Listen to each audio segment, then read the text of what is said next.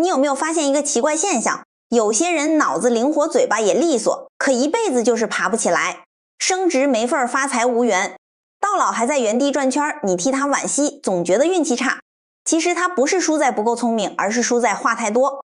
还有一种人，看起来不声不响，反应平平，可日子越过越稳，职场没人敢动他，生意没人坑他，身边人都对他客气有加，你以为是命好，其实是他清楚什么话该说，什么话打死也不能说。2300年前，鬼谷子在于孟山带徒弟，第一课讲的不是如何开口，而是如何闭嘴。他告诉学生，嘴巴就像一道门，门关不紧，心里的精气神就全漏掉了。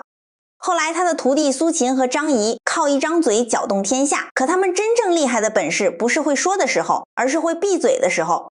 什么时候开口，什么时候沉默，这门学问比任何兵法都难掌握。今天我们就来聊一个直击要害的话题，聪明人从来不说的3件事儿。这3件事儿沾上1件福气就开始流失，沾上2件神仙也救不了，全沾上这辈子就难翻身。不是吓唬你，这些是2000多年里无数人用血泪换来的教训，你听完觉得有用，那是你的福分，觉得没用，那也是你的造化。先说第1件，自己的底牌绝对不能说。底牌不是你有多少钱，认识什么人，而是你真实的实力，真正的意图和最后的退路。这些东西说出口的那一刻你就输了。想想雍正还在做皇子的时候，身边谋士带夺，忠心耿耿，在夺嫡最激烈的时候给他出主意，句句掏心。可雍正不但没领情，还狠狠训斥他，警告他以后再也不许有这种心思。后来戴铎又想替他留退路，雍正骂得更狠，说你这是害我。雍正心里明明想当皇帝，想疯了，可他把底牌藏得死死的，藏了20年，兄弟们斗得头破血流，他就在旁边冷眼看着，一句话都不漏。等到康熙一死，他登基那天，所有人才惊醒，原来那张不想睁的面具他戴了20年，他什么都没说，所以没人防他，等他出手时已经无人能挡。这就是聪明人的第1条铁律，自己的底牌谁问都不能说，不是信不过别人，而是说出来就不再是你的了。你告诉一个人，就等于告诉全世界，那张牌当场就废了。就像有人中了彩票，忍不住告诉老婆，结果3天全村都知道。借钱的人挤破门，不借就成仇人，本来是福，说出来就变祸。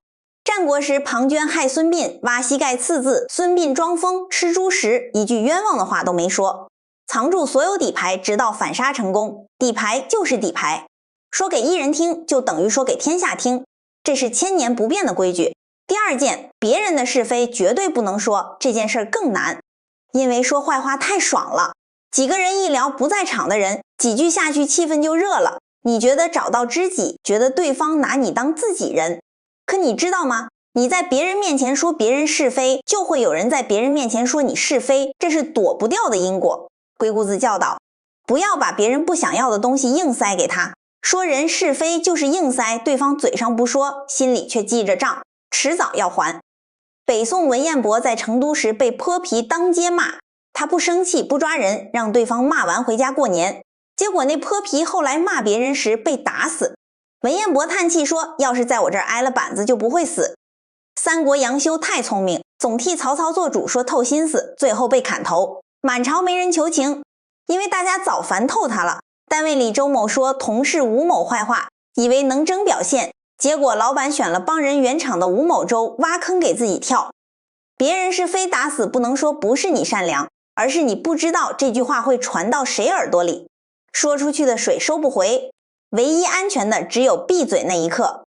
第3件，未来的打算绝对不能说。你有没有发现有些人一说要做的事儿就黄了，说要开店结果没开成，说要追人结果没追上，说要跳槽结果原地待3年，不是命差，是话说早了泄了气。古代做事前要保密，没成之前1个字不往外吐，说出来自己先满足，别人一夸就觉得成了大半，松懈下来机会就跑了。说出来别人还会盯上你，听你计划看有没有空子可钻。刘备卖草鞋时从不说想当皇帝，曹操是他都看不透。勾践卧薪尝胆20年，夫差问他也只说在赎罪，朋友做项目调研写计划，忍不住饭局全说出去，结果资金没到，别人先把店开了一模一样。苏秦失败后苦读1年，家里人问都不说，成功后才挂6国相印。